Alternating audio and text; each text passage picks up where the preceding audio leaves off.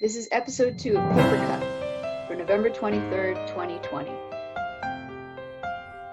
Welcome to episode 2 of Papercut, the Nyack Library's podcast. Our guest today is Morgan Strand. Hi. Hey, Morgan. Hey. Hey, Morgan. I'm Georgia Grandstaff. I'm Tracy Dunstan. I'm Rosemary Farrell. Hi, I'm Morgan Strand. I'm the Teen Services Specialist here at the Nyack Library. I've been here, I think, for 13 years now. I work in both the children's and the teen room, but I mostly oversee the teen room and do everything in there. Programs, collection development, a lot. I don't know, you probably know the rest of us since you watched the first episode or listened to the first episode, but I'm Tracy Dunstan. I'm the head of adult services. I'm Rosemary Farrell. I'm an adult librarian and in programming and community engagement. And I am Georgia Grandstaff, and I am an information specialist, and I work with Rosemary with programs. Okay. This episode is going to be about YA over crossover books, which is why we have Morgan here. YA, or young adult novels, are considered crossovers when the publisher is hoping to reach not only teenage readers, but adult readers as well. Okay, so I'm really happy that we're doing this. I have a lot to say about young adult books. Basically, I love them. I have a soft place in my heart for young adult books. I will probably read them until I'm an old woman. When I was younger, like a kid, I wanted to read them because I wanted to do anything that an older kid did. And also I wanted to read about romance. When I was a kid, I wanted to read about the intrigue, like what was it like to be a teenager? And now that I'm an adult, I'm still reading young adult, I guess, because it's nice to look back and read those things and feel those feelings again. I feel like there's no shame in reading young adult books. I think it's fine and then it's cool. I think that a young adult book can still be a good story. And I like reading books from the point of view of, I guess really most of the young adult books are teenagers. And I think that it's really interesting when it comes to reading about certain topics, especially now, topics about like race especially.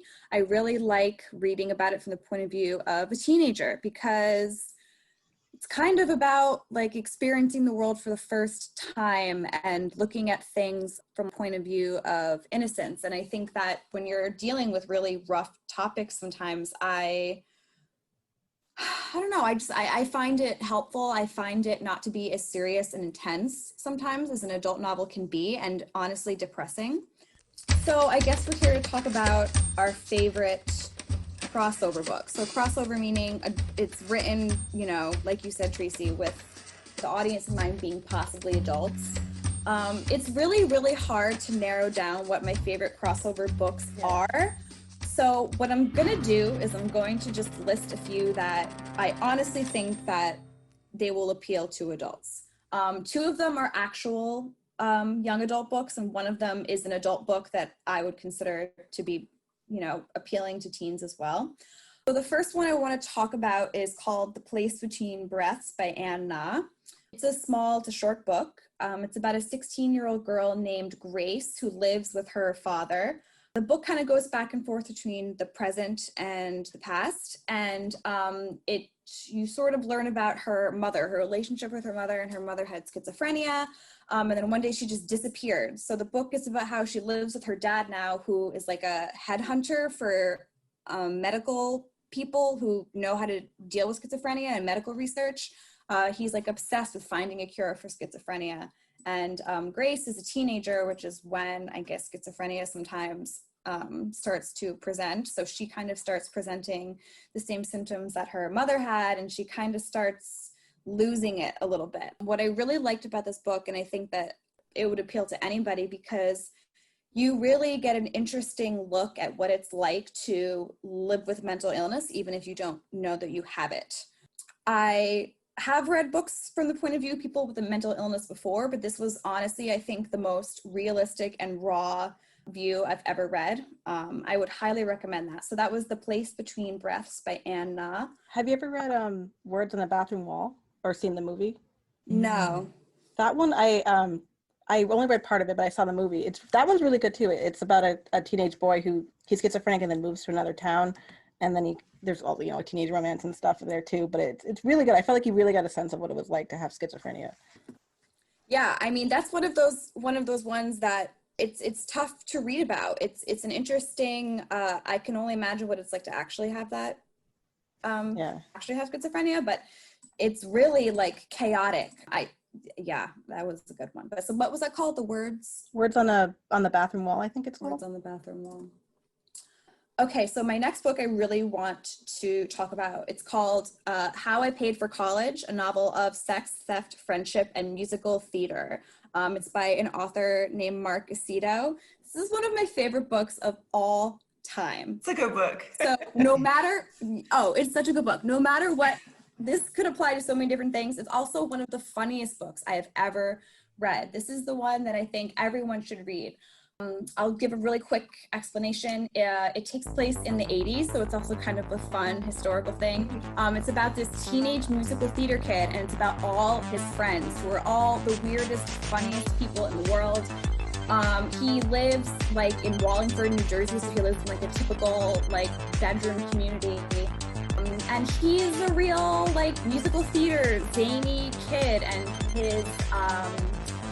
he lives with his father, who's sort of like let's call him like a real blue collar guy who does not have any room in his life for any nonsense. And basically he refuses to pay for his son Edward to go to Juilliard.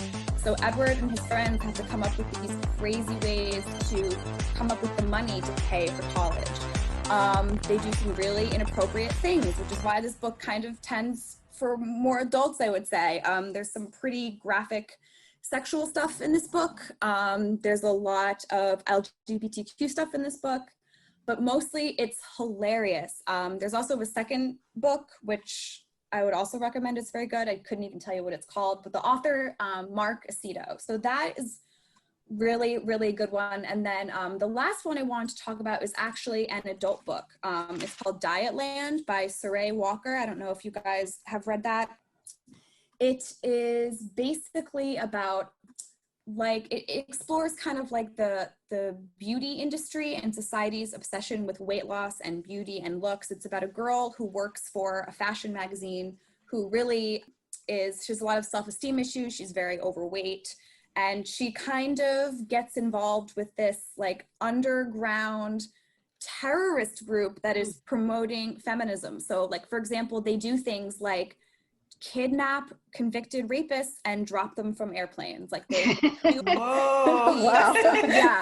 yeah. But so that's another really good one. It's extremely satirical, but that's one that I think kids or adults would like. I think, Georgia, there was actually I don't know if it was Netflix. There was a TV version of that with the woman really? on SNL was the star, and I can't remember her name.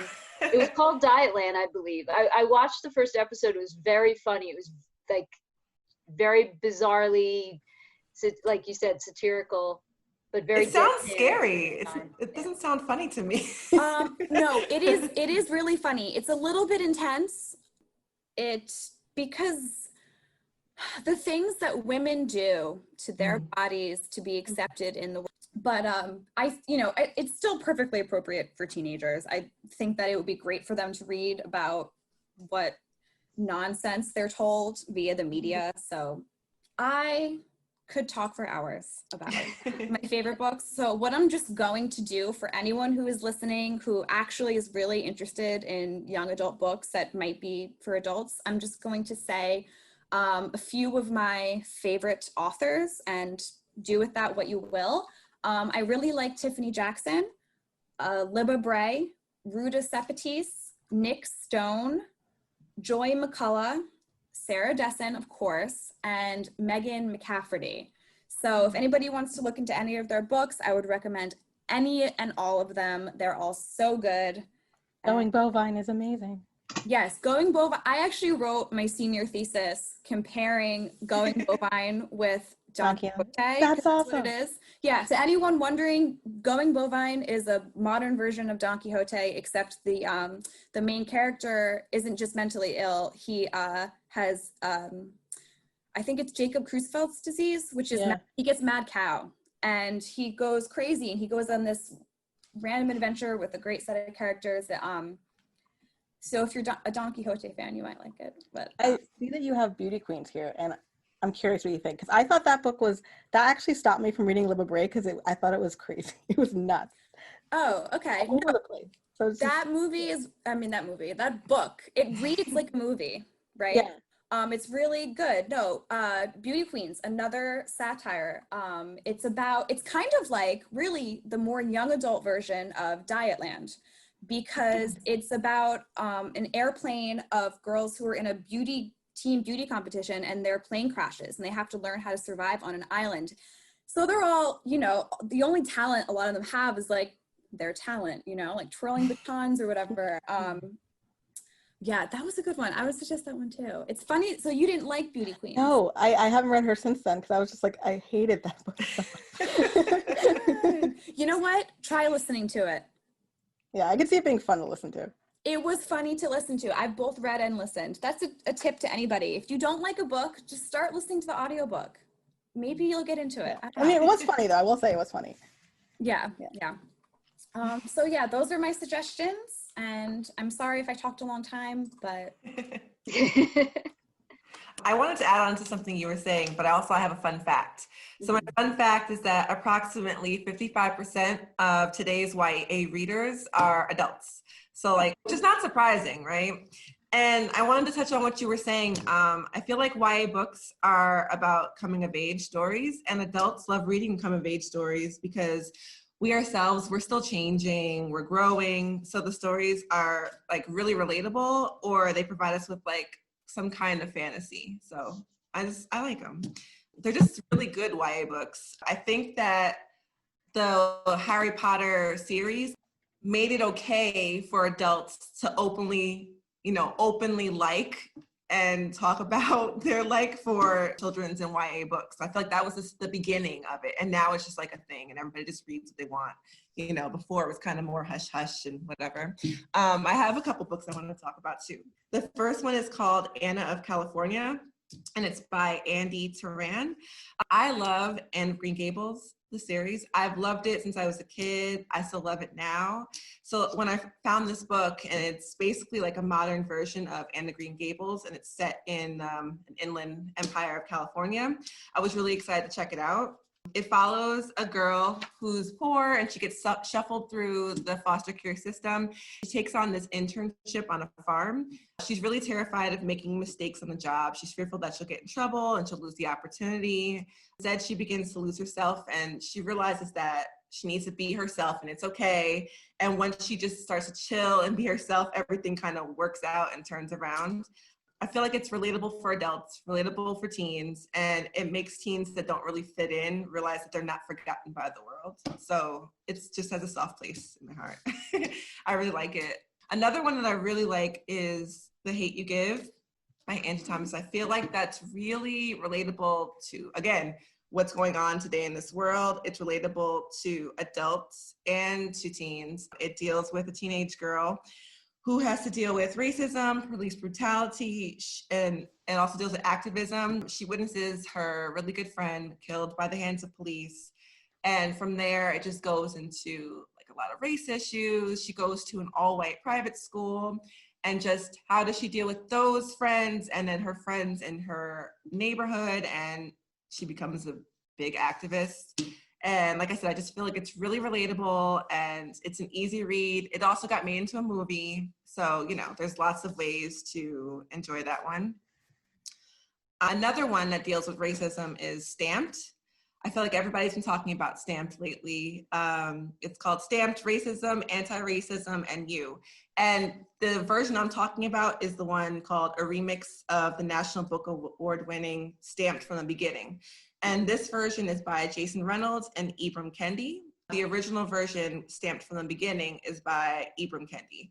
And it's not that it touches on all the things that the original version covers, but instead of being 600 pages, it's more readable. It's 250 pages. So it has a lot of the same information, but for teens and for adults that don't have a large attention span, it's got the same information, but in a shorter version, more engaging, and it's written in a speaking to the reader version style. I know personally, I've had a lot of adults come into the teen room looking for it or calling about it. I just think that it's, like I said, I enjoyed both versions, but I can see why a lot of people prefer the new version because it's shorter, easy reading, and you still get the same information. And it's really relatable to a lot of things that are going on right now. Who has time for 600 pages? I mean, I don't.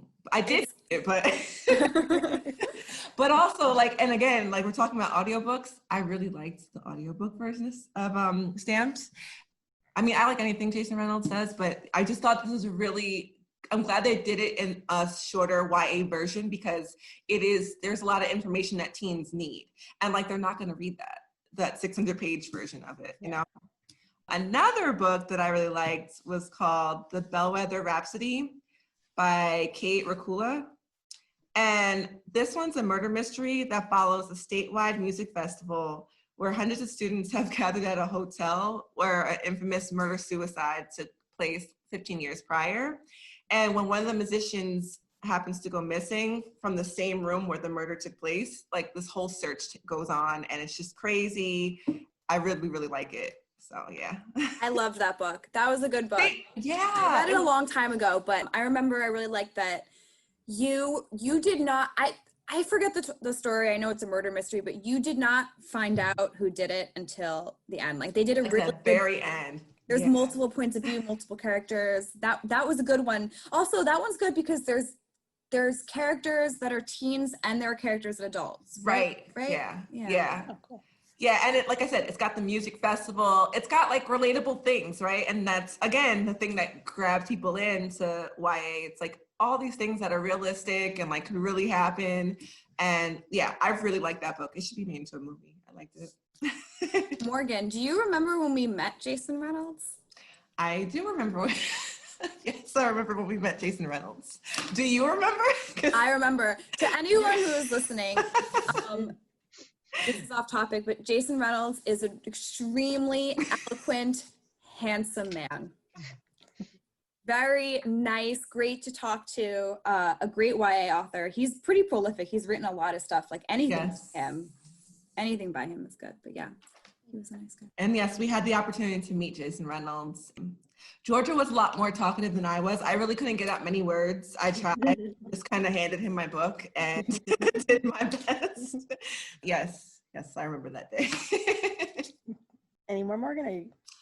I think that's it. I didn't want to go too crazy. I kind of like all the same authors that Georgia mentioned, but of course I'm going to add on Jason Reynolds, Kwame Alexander. You mentioned Nick Stone, right? Nick Stone. So Angie Thomas, and like the same people that she liked. I liked pretty much Georgia's whole list. Those are some great authors to check out. And again, if you don't like the book version of something, try the audiobook version, because sometimes I found books that I like couldn't take, and then I listened to them and it was just way better. So yeah.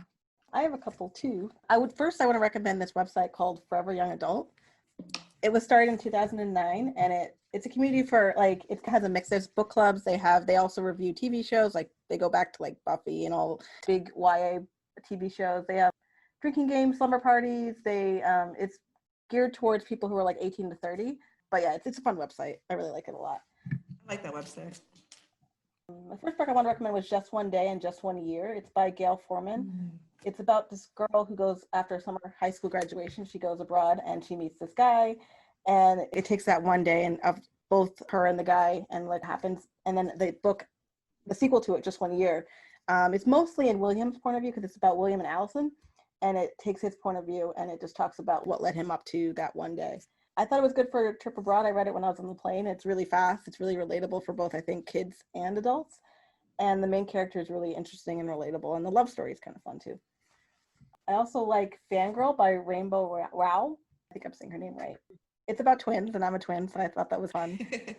Even though their name bugged me because their names, for full name is Catherine, but the mom gave one Cather is her name and then the other name is Wren. So their names together make Catherine, which is so stupid.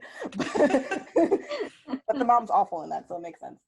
And she's a girl who writes fan fiction, and she's in college, and she's just kind of getting used to being separate from her sister, forming her own identity. So I thought I could relate to that one a lot. And also, I like how she was so nerdy because she's into fan fiction, she's into history, she's into like, it was basically kind of like me in a book. It was cool. And then there's also When Dimple Met Rashi by Sadhai Menon. And it's a hilarious and heartful novel about two Indian American teens whose parents conspire to arrange their marriage.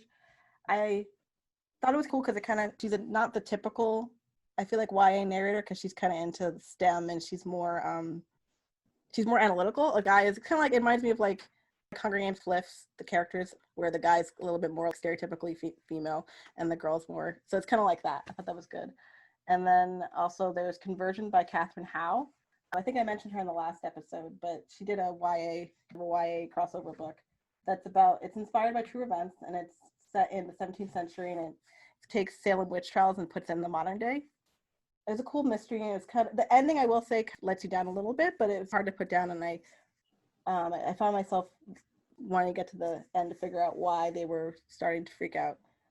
The characters were relatable, interesting, and like I said, the ending wasn't great, but it was a good book overall. And then the last one is American Royals by Catherine McGee, and she does a what if America had a royal family. So say George Washington became a king instead of being president, and then his family stayed in power after that. And it's bizarre, but it's just really fun because it takes different things, how the world would look if there was there's no countries that have a democracy in this world. So everyone, like basically all the countries still have monarchies, which is kind of an interesting twist on things. I read the audiobook. I listened to the audiobook of that one, and it's really, really good. It's like listening to a movie. I think and I think I agree with Jordan Morgan's list of favorite authors. I really like, what's the author of the Between the World and Me that you mentioned? Ruth something? Oh, Ruta Sepetys. Yeah, I like her a lot. I might be saying that wrong, but she does historical fiction. She does it the best. She's my favorite historical fiction YA author by far, I would say. I like her a lot. And then I think the other one, I think I'm a little behind. I was talking to Morgan about this the other day because I still like John Green and people who were like, I think a couple years ago. So I'm not up on the newer YA authors, unfortunately. Well, that's a good segue to me because I'm way not up on the YA authors. I mean, I have two teenagers, so my son unfortunately doesn't read that much. My daughter does, so I'm familiar with some of the stuff she likes, although she's really into horror right now. So she's been reading Stephen King, particularly Carrie, which I think is a perfect YA book myself, in certain respects. And also Shirley Jackson, The Haunting of Hill House, and We've Always Lived in the Castle. And my son's he was reading Jessamine Ward, Salvage the Bones, which I think is a good crossover. It might be for older teens. That he just read that and he loved it. And right before that, he read Hard as a Lonely Hunter by Carson McCullers, which I think is also a good crossover book. It's like one of the more classic things.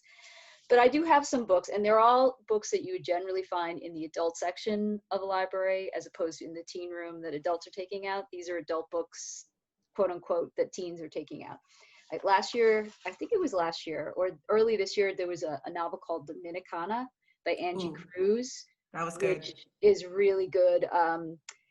Follows a 15-year-old named Anna from the Dominican Republic to New York City during the 60s. She's basically married off to a man who's twice her age by her family, and how she sort of comes into her own in this time period in Washington Heights. Also, Jacqueline Woodson, who is an amazing author. She's written a lot of children's books too. And she has a book called Another Brooklyn, which is basically sort of, I'm sure it's autobiographical. She grew up in Brooklyn, but it's about a woman named August who looks back on her teen years with her sisters and best girlfriends after running into one of these girlfriends later in life. There's also this British author called Sarah Moss, and I just sort of picked this book up because the cover looked interesting. It's called Ghost Wall, and it's a novella, so it's less than 200 pages. And it was just this amazing story of this, it was set in the late 70s, early 80s. And this teen girl, she's probably about 16, 17, lives a very sheltered life. And she accompanies her father and mother and this group of anthropology students who try to spend 2 weeks in the boglands of Northumberland in Britain, living an Iron Age life, like going back in time. And it's pretty amazing what the author manages to do in a very short short group of pages.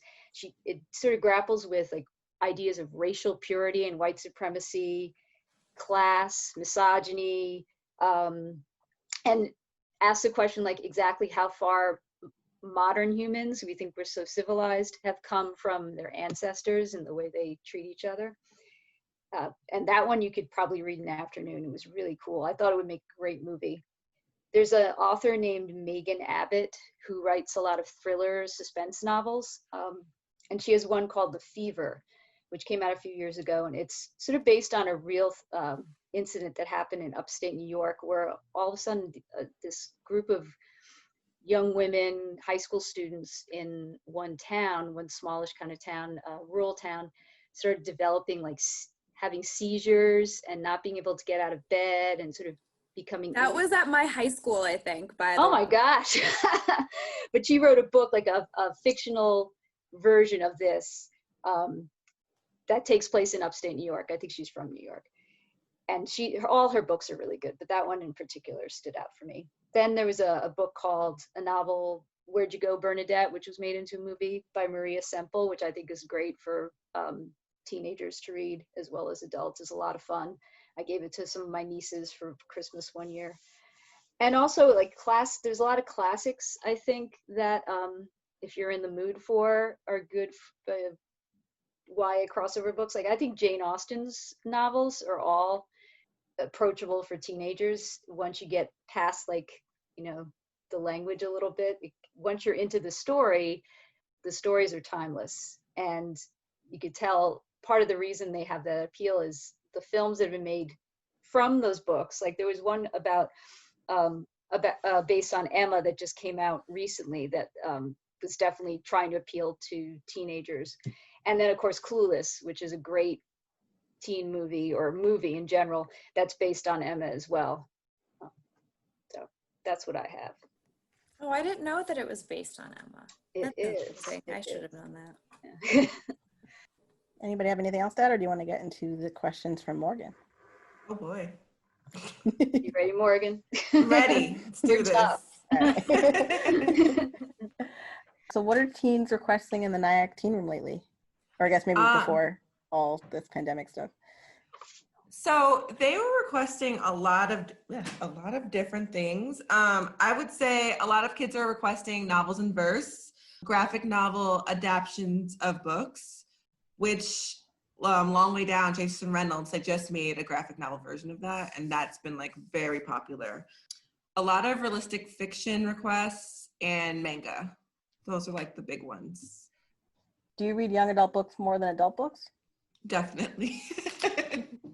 Definitely. I mean, work-wise and even just for pleasure, I end up usually picking young adult books. I mean, even like romance-wise, I feel like the young adult romance books are more relatable and realistic than like the classic like Fabio novels like adults have. like I feel like all those novels aren't as realistic as some of the YA love ones are, I would agree with you, Morgan. No one's showing up on a horse topless. That hasn't happened to you? that hasn't happened to me, but I don't know. I don't really read much, so I don't know.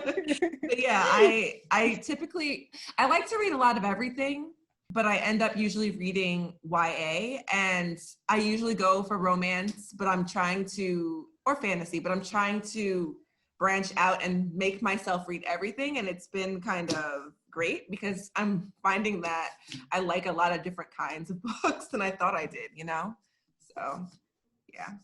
What do you think about YA movie adaptations? Do they do the books justice? Oh, okay. So that's a good question. Sometimes they do, and then sometimes I'm just really, what were you doing? For instance. Wait, Morgan. Can you please give me one example where it did do it justice? Because I do not agree. So you really? keep going, but You don't feel like The Hunger Games was good? No, not the first one. no. You don't think that? The second one. No. No, the second one. The second one was The second one's good. The first one's terrible. I should have said that. I'm sorry. The first one was not that good. The second one was good. I'm sorry. George is giving me a face. The second one was a much better book adaptation. Dang, I'm trying to think of some other ones that weren't terrible, but I can't because Divergent was terrible. Divergent, yeah, God. Divergent series. What is the book by Nicola Yoon? The Sickness book. It's 2 words. Everything. Everything. Okay, so I was waiting for the movie to come out for the longest because I love Amanda Sternberg. I was hyped. And then the movie came out and I was just like, what is this? Because they just left out so much. So I guess my long answer is no. I don't think they do a good job because for the most part, as you just pointed out to me, they don't really do a good job. Once in a while, they'll take the second book of a series and do a good job.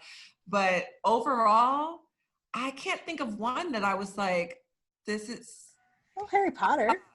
Oh, Harry Potter books and movies were good. Yeah, they did a good job on The those. last one, at least. I like those. Although some people don't agree with that very strongly, and Georgia's giving a face again, so I don't think she agrees either. Well, so Deathly Hallows, not the other ones, but sorry, Harry Potter would have been an okay movie no matter what because the theme, anything to do with magic and whatever. So of course the movies are still good. I wish they would stop. I wish they would stop making adaptations of young adult books because naturally the process of taking a book to a movie cheapens it. You get rid of a lot of the details, everything that makes a book what it is. But young adult books, I'm gonna say it, they're more prone to be even cheaper, you know? Like it's just, once you take away the substance from a young adult book, you are left with the most basic plot, the most basic things happen. There's no I don't know. I've never seen a young adult movie that I thought. Do you feel the same about books that have been taken and made into series? Do you feel the same way about that? I think so. Because I feel like, what was the book?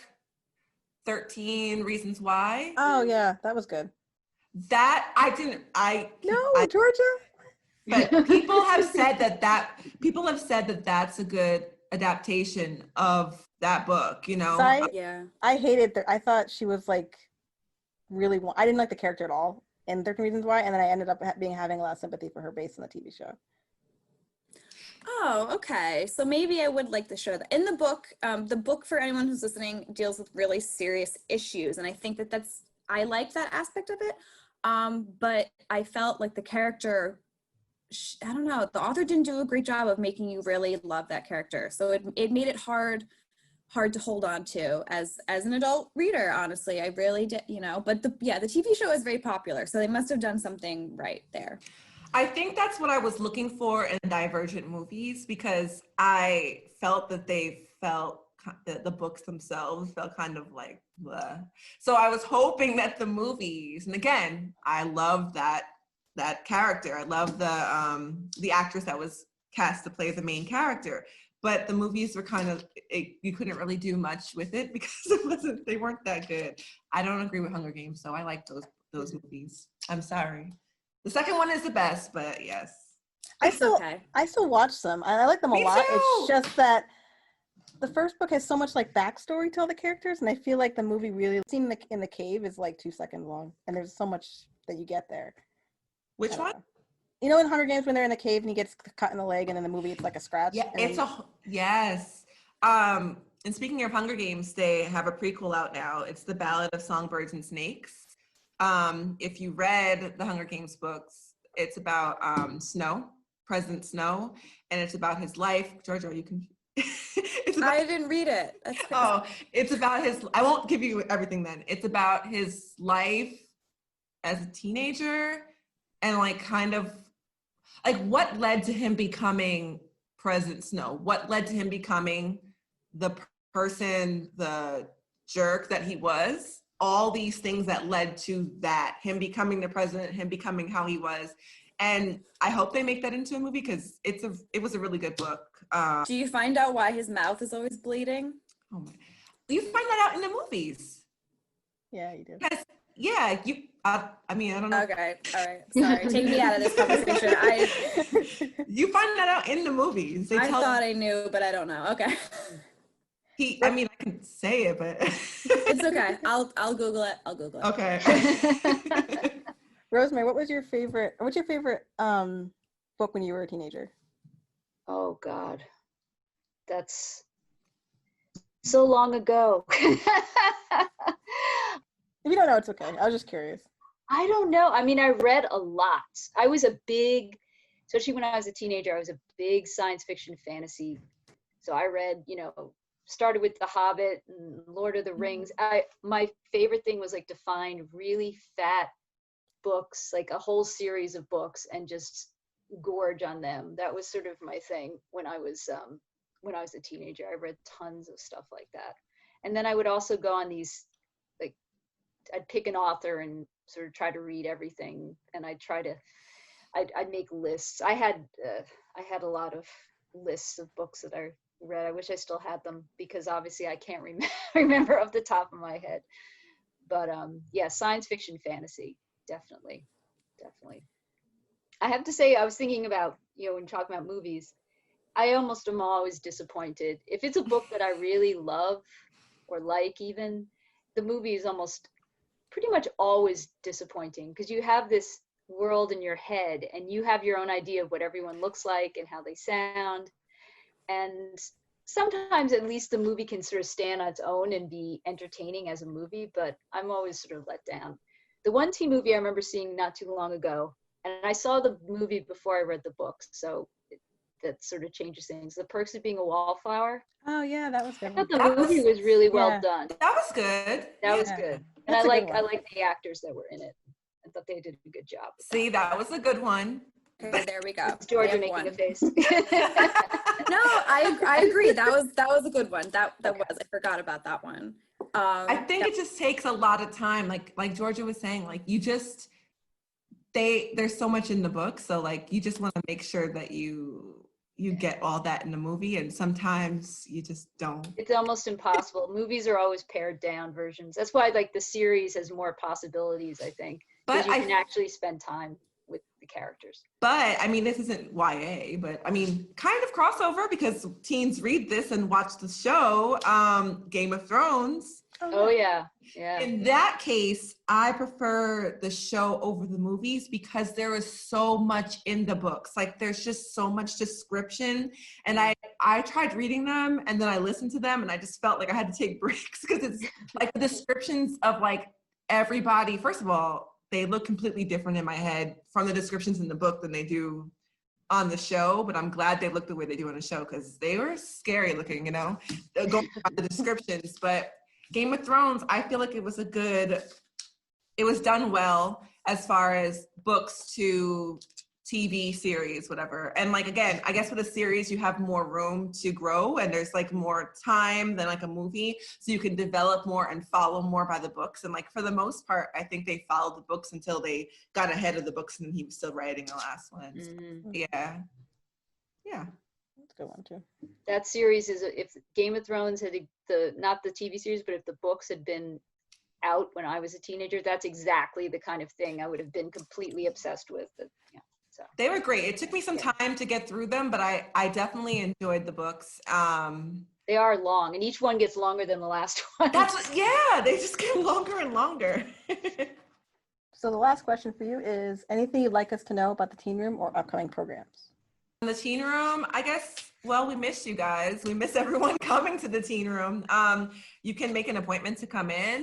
You get a 20-minute slot. We'd love to see you. We can help you find books. Anyone is welcome, not just teens. Adults can come browse the collection as well. Program-wise, it's almost the end of this quarter, but like for the winter, we have a bunch of different craft programs. We also have Magic the Gathering. They're all virtual programs. So we have Magic the Gathering. It's with Mr. Aaron. It's every Tuesday from 4:30 to 5:30. It starts December 1st. We also have 3 different book clubs. One is a middle school book club, and that's always the last Friday of the month at 4. We have a graphic novel book club, and then I'm really excited. We have a new book club, and it's called Back in Time. a historical fiction book club. And that starts January 5th is the first one. I'm really excited about that one. And like I said, we have a lot of different crafts. I do something called Crafternoons, and it's usually on Wednesdays, once a month. And we do like different kinds of crafts, usually like painting. The teens have requested a lot of like woodwork, so like painting different like wood shapes and stuff. And then Sundays, Miss Elise does a lot of different kinds of crafts. She just finished doing a colored pencil program series. She does different series every quarter, and the winter one is going to be really cool because she's going to be doing watercolor, working with magazines, upcycling, and colored pencils. So it's really cool. You can register for anything by going on the website or calling the teen room or emailing me, and I'll help you out. Oh, and the teen room also has an Instagram page. It's Nyack Library Teens, and you're welcome to follow us. And I post a lot of the flyers and like fun stuff on there, so it's cool. Again, not just for teens, adults can follow too. I'm following. Well, I saw you guys are doing Dreamland Burning for your historical book club. Yes, we are. That is another one I would recommend. That is a book about the 1922, the Tulsa riot that happened, where they basically went into an African-American community and rioted, looted. They murdered a lot of people. They burned everything down. That was a really, really great book because I did not know about that until I read that book. Right. So I always recommend it to the teens because they should know Right. about this terrible thing that happened not that long ago. That was right. And I like the historical fiction because like it gets you to look up stuff afterwards, right? So it's not just like opening up a textbook or going to the fiction section where like it might not be as fun. You know, when you get the historical fiction, it does things like that. It gets you to look up the things that you're reading about, because like that's what a lot of people have told me afterwards, that they've gone and looked up stuff afterwards, and that's one of the reasons why I picked that book. So yeah. Thanks, Morgan. You're welcome. You want to do your promotion stuff, Rosemary? Upcoming events, one at the library, or not at the library, it's a virtual event. It's an armchair tour about Mount Moore Cemetery called Time to Pay Respect on December 2nd at 7 p.m. Bill Batson and William Stump will be discussing the history and the restoration projects headed by Mr. Stump of the grave sites of African-American Civil War veterans at Mount Moore Cemetery, which is located on the grounds of the Palisades Mall in West Nyack. The Nyack Chamber of Commerce presents the holiday lights rocking around the Christmas tree on Saturday, December 5th from 4 p.m. to 6 p.m. at Veterans Park, which is the park with the gazebo in downtown Nyack. And on Sunday, December 6th, Nyack Chamber of Commerce is having their indoor street fair and holiday gift gallery, which is at the Westgate Hotel at 26 Route 59 in Nyack. It's from 10 to 5 p.m. So there'll be lots of Nyack local merchants selling one-of-a-kind gifts and jewelry and art. And of course, for both that and the holiday lights, social distancing must be observed and masks must be worn. But our armchair tour is via Zoom, so you can go to our website to register for it. And something I wanted to say for our listeners, we have a blog on our website, a book blog, where we have book lists, recommendations, or just themed book lists, or not just books, but movies as well. And we will always post whatever we mention in our podcast as a blog post. So everything that we've talked about today, all of the books, all of the authors, will be up on that site shortly. I just have to do it. But that way, because people were asking, oh, you guys recommended all these things and we want to actually be able to read them. So if you go on our website, you will be able to find that there. Oh, and so our next episode will be about books to movies. Oh, this will be fun because we Yeah. were talking about this a little bit today. So we can really get into it, meaning I can talk crap about the movies. And our guest will be Pernell Wilfred, who is also in our youth services department like Morgan, and she is a children's librarian, if I am not mistaken. Yes. And we have a bunch of ways to get in contact with us. You can follow us on Twitter and Instagram. Our handle is @Nyack Library. We're on Facebook also at the under Nyack Library. You can go to nyacklibrary.org. We also have a new YouTube, or not, it's not that new now, but it's a new YouTube Nyack Library from Home. And you can also email us at info@nyacklibrary.org, or you can, if you want to know about programs, do programs at nyacklibrary.org. I'm Tracy. I'm Georgia. I'm Morgan. And I'm Rosemary. And thank you very much for listening to episode 2 of Papercut. Yay! All right, let me stop recording.